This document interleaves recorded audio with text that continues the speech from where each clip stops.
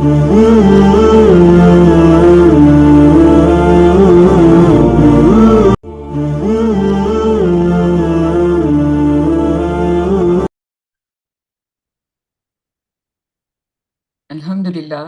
अल्हम्दुलिल्लाहि रब्बिल आलमीन अस्सलातु वस्सलामु अला मुहम्मदिन अमीन आऊज़ु बिल्लाहि मिनश शैतानिर रजीम बिस्मिल्लाहिर रहमानिर रहीम रब्बि इश्रह ली सदरी व यस्सिर ली अमरी वाहलुल उक़्दतम मिन लिसानी यफ़क़हू क़ौली सुब्हानल्लाह व बिहम्दिही सुब्हानल्लाहिल अज़ीम सुब्हानल्लाह व बिहम्दिही सुब्हानल्लाहिल अज़ीम सुब्हानल्लाह व बिहम्दिही सुब्हानल्लाहिल अज़ीम।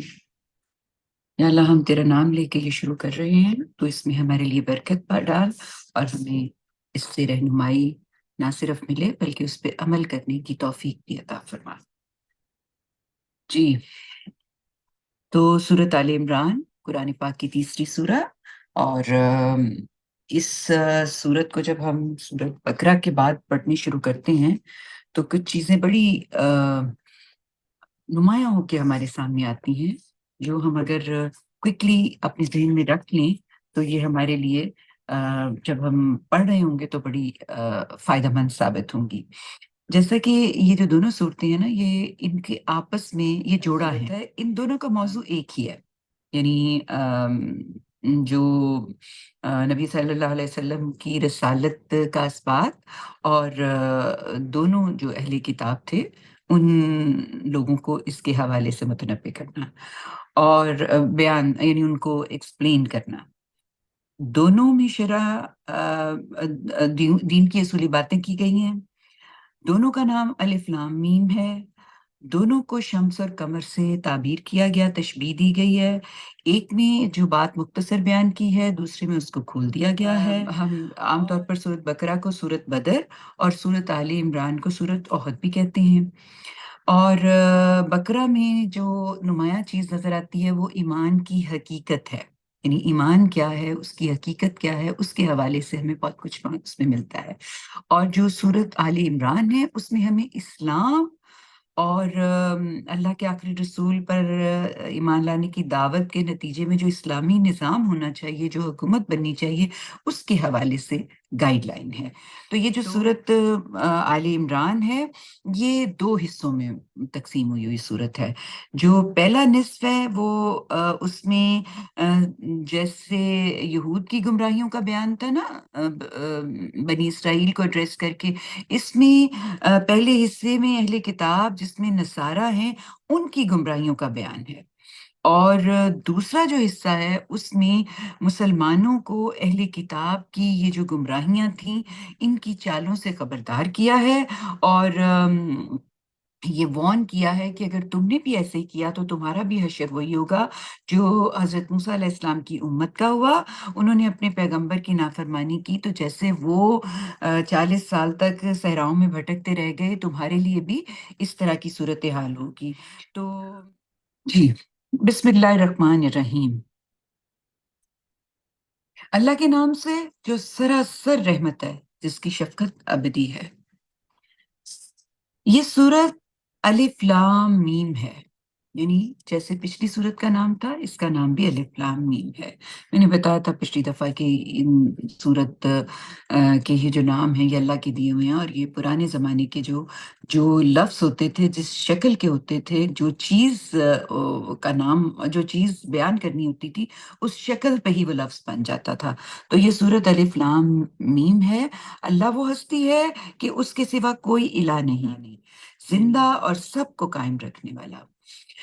लोगों को इम्तिहान में डालकर वो उनकी हिदायत से बेपरवाह नहीं हो सकता था, लिहाज़ा उसने ये किताब तुम पर कौल फैसल के साथ उतारी है, उन पेशिनगोइयों की तस्दीक में जो उससे पहले मौजूद हैं।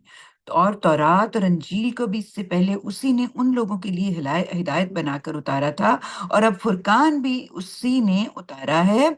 ये अल्लाह की आयतें हैं और जो लोग जानते बूझते अल्लाह की आयतों से मुनकिर हो, उनके लिए बड़ा सख्त अज़ाब है और अल्लाह ज़बरदस्त है और वो इस तरह के लोगों से इंतकाम लेने वाला है। तो फरमाया चुनांचे लोगों को इख्तिलाफ की तारीकी से निकालने के लिए अपनी किताबों की सूरत में ये रोशनी उसने नाज़िल फरमाई है। यही बात की है ना, तौरात और इंजील जो है, उसको इससे पहले उसने लोगों की हिदायत बना के उतारा। तो और साथ ही ये भी बता दिया कि यानी वो लोग जब उनकी उनकी सरकशी को देख भी रहा है, यानी वो ये लोग जिनके ऊपर ये किताब उतारी है, जिनको उसने इस दुनिया में भेजा है और उन्हें हक और बातिल के मार्के में मुब्तला किया है, तो वो उनसे नचिंत नहीं है, दूर नहीं है, उससे बेनियाज़ होके नहीं बैठ गया, वो उनको देख रहा है। यानी वो जब उनकी सरकशी को देख भी रहा है, उनका माबूद भी वही है, उनसे इंतकाम की कुदरत भी रखता है और एक हकीम की हैसियत से उसकी हिकमत का तकाज़ा भी है कि वो इस तरह के मुजरिमों को उनके अंजाम तक पहुँचा भी दे, तो ज़रूरी है कि वो बदला लेने वाला हो। जो उसने यहाँ पर बताया है कि वो बड़ा सख्त अज़ाब देता है और वो बड़ा ज़बरदस्त है और वो लोगों से इंतकाम लेने वाला है। क्यों? इसलिए कि ये उसके मनसब का तकाज़ा है। जो जिसकी इबादत की जाती है, जो इलाह है, जो ज़िंदा है, कायम है, उसने अगर लोगों को इम्तिहान में डाला है, तो फिर ये उसका लाज़मी नतीजा है कि जो उसमें से पास हो, जो ठीक काम करे, उसको वो इनाम दे और जो गलत काम करे, उसको उसके अंजाम तक पहुँचाए। तो कहा कि इसलिए कि ज़मीन और आसमान की कोई चीज़ अल्लाह से छुपी हुई नहीं। वही तो है जो माँओं के पेट में तुम्हारी सूरतें जिस तरह चाहता है बना देता है। उसके सिवा कोई इलाह नहीं। वो ज़बरदस्त है और बड़ी हिकमत वाला है।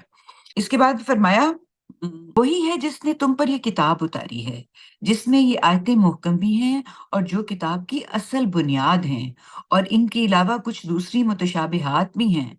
सो जिनके दिल फिरे हुए हैं, वो इनसे हमेशा मुतशाबिहात के दर पे होते हैं, इसलिए कि फितना पैदा करें और उसलिए कि उनकी हकीकत मालूम करें। दरा हालाँकि उनकी हकीकत अल्लाह के सिवा कोई नहीं जानता। फरमाया कि यहाँ ये लफ्ज़ मुहकम यानी मुतशाबिह के मुकाबले में इस्तेमाल हुआ है। यानी वो आयतें जिनमें ऐसे हक़ाइक़ बयान किए जाएँ, जिन्हें समझना इंसान के लिए मुमकिन नहीं है।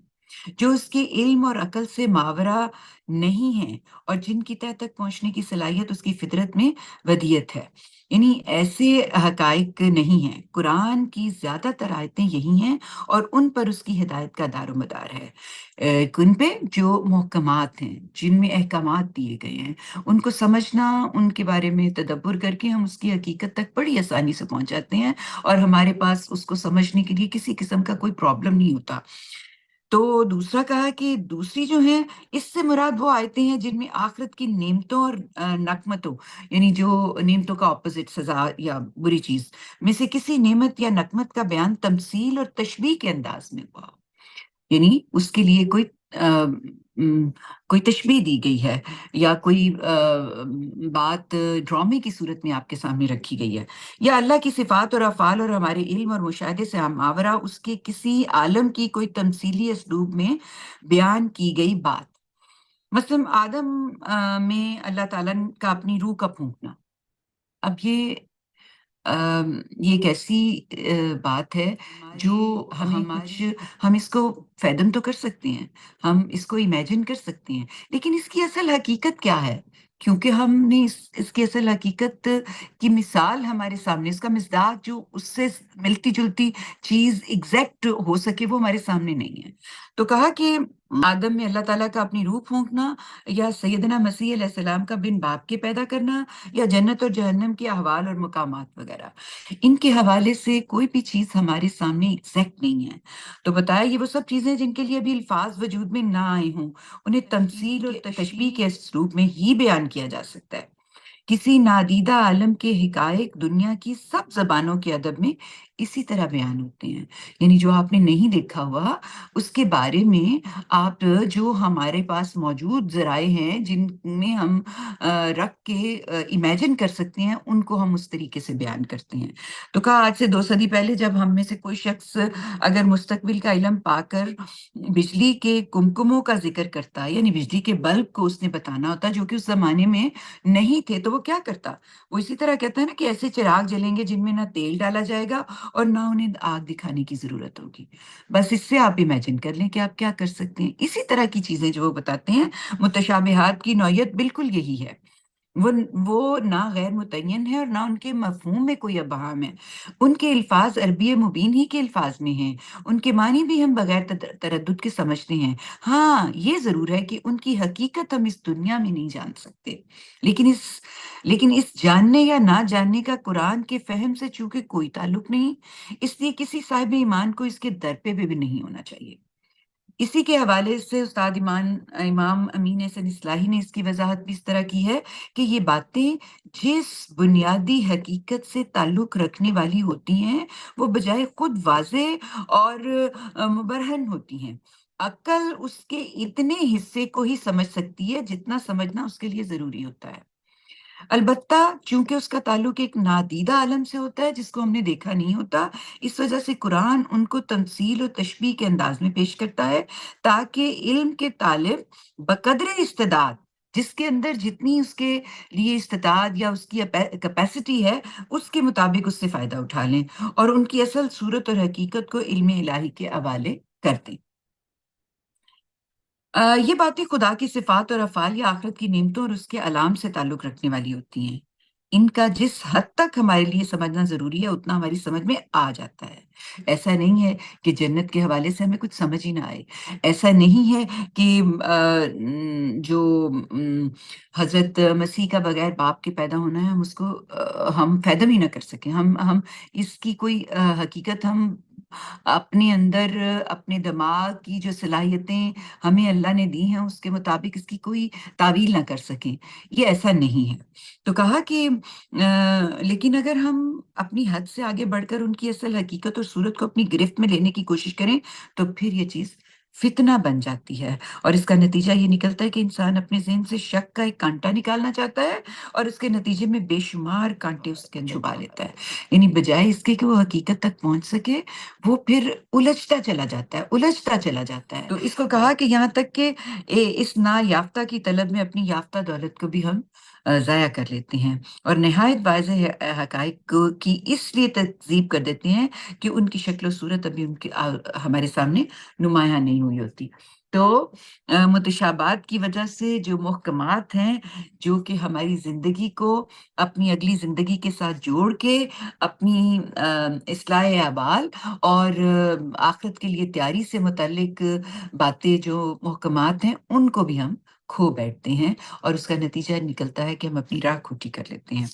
تو یہ بات اس میں بتائی گئی ہے۔ تو فرمایا کہ یہ لوگ کیا ہوتے ہیں، ان کے دل پھرے ہوئے ہیں اور وہ ان میں سے ہمیشہ متشابہات کے در پہ ہوتے ہیں، اس لیے کہ فتنہ پیدا کریں اور اس لیے کہ ان کی حقیقت معلوم کریں، یعنی ان کی حقیقت کے در پہ ہوتے ہیں، اس میں سے جو نصیحت اور جو معاملہ جس کی وجہ سے اللہ نے وہ بات آپ کے سامنے رکھی ہے اس کو نہیں وہ دیکھتے۔ تو کہا درا حالانکہ ان کی حقیقت اللہ کے سوا کوئی نہیں جانتا۔ اس کے برخلاف جنہیں اس علم میں رسوخ ہے وہ کہتے ہیں کہ ہم انہیں مانتے ہیں، یہ سب ہمارے پروردگار کی طرف سے ہے۔ جو رسوخ لفظ ہے نا، اس کا مطلب یہ ہے کہ محکمات اور متشابہات دونوں کو اپنے پروردگار کا عطیہ سمجھنے والے، یعنی دونوں پہ یکساں ایمان رکھنے والے۔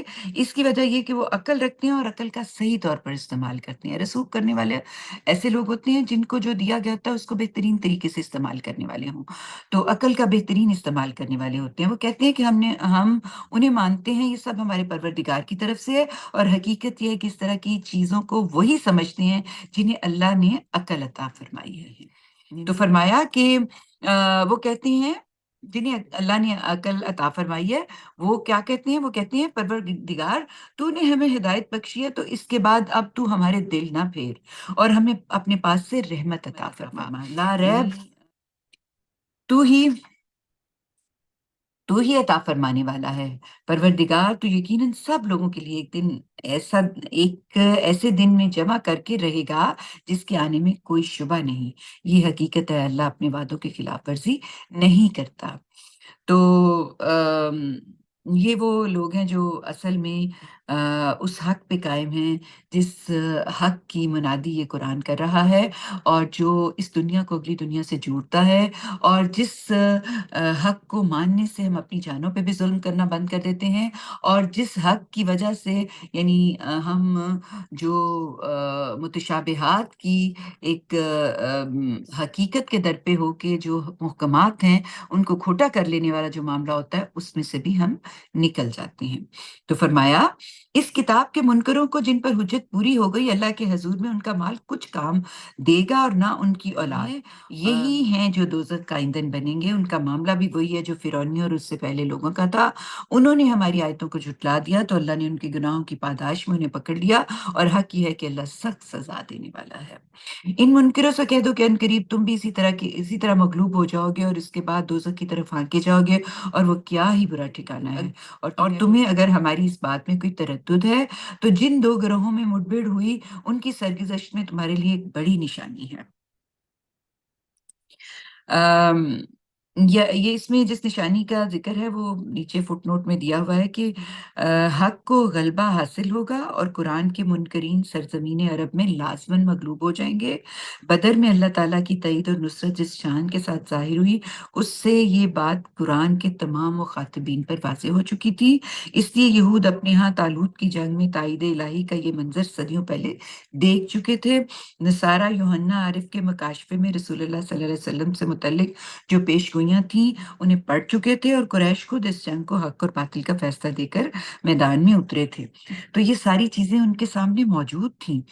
तो जिनको इसके हवाले से किसी किस्म का कोई तरद्दुद है, चाहे वो यहूद हैं और चाहे वो नसारा हैं, उनके अपने टेक्स्ट जो हैं, उनकी अपनी किताबें जो हैं, और अपनी तारीख जो है, उसके अंदर ये सारी निशानियाँ मौजूद हैं, कि अल्लाह ताला कौमों के साथ कैसे मामला करते हैं। फरमाया, एक मानने वालों का गिरोह जो अल्लाह की राह में लड़ रहा था, और दूसरा ना मानने वालों का जो शैतान की राह में लड़ रहा था, वो बदर के मैदान में मानने वालों को खुल्लम-खुल्ला अपने से 2 गुना देख रहे थे। हकीकत ये है कि अल्लाह जिसको चाहता है इसी तरह अपनी ताईद से मदद फरमाता है, कि वो दुश्मन को स्लो कर देता है। उसमें उनके लिए यकीनन बड़ी बसीरत है जो आँखों वाले हैं। बसीरत और बसारत तो आप जानते ही हैं ना, बसारत तो होती है ना देख सकना, नज़रें, और बसीरत होता है इनसाइट, जो आप जो देख रहे हैं उससे आगे तक जा सकें। तो ये जो बसीरत होती है, यानी जो आपके अंदर एक ख़ास इनसाइट होती है, वो ख़ास तरह के लोग होते हैं जिनके पास होती है। उन लोगों के लिए जो इस बसीरत से महरूम हैं, दुनिया के मरग़ूबात, औरतें, बेटे, सोने-चांदी के ढेर, निशानज़दा घोड़े, चौपाए और खेत बहुत लुभाने की चीज़ें बना दी गई हैं। तो ये बताया कि ये सब दुनिया की ज़िंदगी का सामान है, और अच्छा ठिकाना तो सिर्फ़ अल्लाह के पास है। उनसे कहिए, मैं तुम्हें बताऊँ कि इन चीज़ों से बेहतर क्या है? अल्लाह से डर के रहने वालों के लिए उनके परवरदिगार के यहाँ बाग हैं, जिनके नीचे नहरें बहती होंगी, वो उसमें हमेशा रहेंगे, और पाकीज़ा बीवियाँ, और सबसे बढ़कर अल्लाह की खुशनुदी होगी। और अल्लाह अपने इन बंदों को देख रहा है। यानी बीवियाँ से मुराद ज़ौज, यानी जोड़े होंगे ना। इसमें ये सब कुछ होगा जो कि इंसान अल्टीमेट सोच सकता है कि उसको खुशी की बाइस जो चीज़ हो सकती है, उसका घर-बार, उसका पार्टनर, उसके पास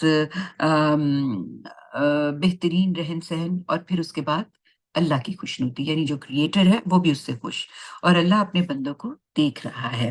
पता है, ये जो दुआ करते हैं ना, क्या करते हैं? ये जो दुआएँ करते हैं कि परवरदिगार हम ईमान लाए, सो तू हमारे गुनाह बख्श दे, और हमें दोज़ख के अज़ाब से बचा ले। ये एक तो अल्लाह से डरने वाले हैं, तो अल्लाह के तक़वे के नतीजे में ये अल्लाह से इस तरह की दुआएँ माँगते हैं, जिसमें कि ये और भी प्रोटेक्शन में हो, क्योंकि इनके अंदर ईमान दाखिल हो चुका है ना, तो ईमान के नतीजे में ये मुसलसल खुदा की हिफ़ाज़त और प्रोटेक्शन चाहते हैं। कहा, ये सब्र करने वाले, सच्चे, फरमाबरदार, अल्लाह की राह में खर्च करने वाले, और पिछली रात की घड़ियों में उठकर अपने गुनाह की मग़फ़िरत चाहने वाला रहमानी। अल्लाह ने उसके फ़रिश्तों ने और इस दुनिया में इल्म हकीकी के सब हामिलीन ने गवाही दी है कि उसके सिवा कोई इलाह नहीं, और वो इंसाफ पर कायम है। उसके सिवा कोई इलाह नहीं, ज़बरदस्त है, बड़ी हिकमत वाला है। ये अ अल्लाह की वहदानियत और उसका कायम बिलकिस्त होना ये एक ऐसी हकीकत है कि अल्लाह जो इस आलम के तमाम हक़ाइक़ का इल्म रखता है, जिसके सामने तमाम मौजूदात बेहिजाब हैं, जिसकी निगाहों से ज़मीन और आसमान की कोई चीज़ छुपी नहीं, वो खुद भी इसकी शहादत देता है, उसके फ़रिश्ते भी इसकी सल्तनत को देखते हैं और उसके अहकामात को बजा लाते हैं, वो भी और इंसानों में से भी वो तमाम लोग जिन्हें अल्लाह ने हिकायत का इल्म दिया, उन्होंने गवाही दी और उन्होंने इस इल्म को अपनी ख़्वाहिशात, जज़्बात और तासुबात की अलाइशों से पाक रखने का एहतमाम रखा। ये इसकी गवाही अल्लाह ताला खुद भी दे रहे हैं और इनसे भी दिलवा रहे हैं। किस चीज़ की? कि वो इलाह है, वो माबूद है, उसी की इबादत होनी चाहिए, वो बड़ी हिकमत वाला है और हमने लौट के उसी के पास जाना है। ये हकीकत है, तो फिर इसमें कोई शुबा नहीं कि अल्लाह के नज़दीक दीन सिर्फ इस्लाम है, इसलिए कि वही अल्लाह को इस तरह मानने की दावत देता है और जिन्हें किताब दी गई, उन्होंने तो अल्लाह की तरफ से इस हकीकत का इल्म उनके पास आ जाने के बाद महज़ आपस की ज़िद्दम-ज़िद्दा की वजह से उसमें इख्तिलाफ़ किया है। ये सरी इनकार है और जो अल्लाह की आयतों की के इस तरह मुनकिर हों और वो याद रखें कि अल्लाह बहुत जल्द हिसाब लेने वाला है। चुनांचे वो अगर तुमसे झगड़ें तो कह दो कि मैंने और मेरे पैरुओं ने तो अपने आप को अल्लाह के हवाले कर दिया है और अहले किताब और बनी इस्माइल के इन उंगलियों से पूछो कि क्या तुम भी इसी तरह अपने आप को अल्लाह के हवाले करते हो? फिर अगर करें तो रास्ता पा गए और अगर मुँह मोड़ें तो तुम सिर्फ ये पहुँचा देने की ज़िम्मेदारी है तुम पे। यानी मोड़ें तो तुम पर सिर्फ पहुँचा देने की ज़िम्मेदारी है। अपने बंदों को तो अल्लाह खुद देखने वाला है। ऐसा नहीं है कि अगर